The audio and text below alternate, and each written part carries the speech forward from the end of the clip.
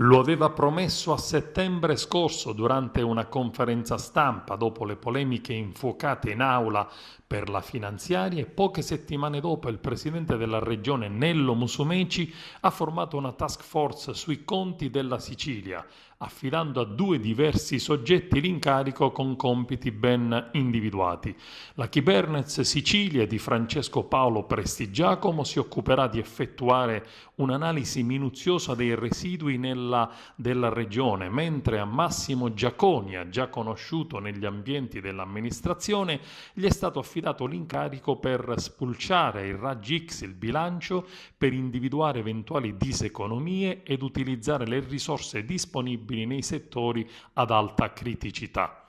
Con questo provvedimento il governo intende affrontare l'emergenza conti, la cui situazione potrebbe essere definita tra poco di un mese in occasione del giudizio di parifica della Corte dei Conti previsto per il 13 dicembre prossimo. La società di Prestigiacomo è un consorzio stabile con più sedi sparse in tutto il territorio nazionale, con una consolidata esperienza nel campo e la consulenza ad oltre 1000 enti.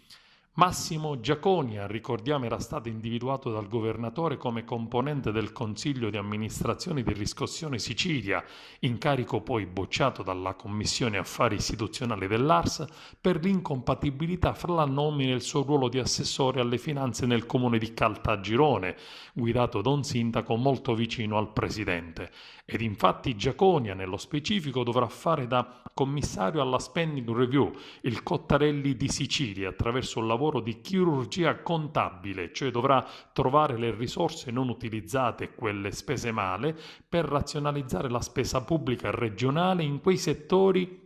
che necessitano di interventi per favorire lo sviluppo del territorio siciliano.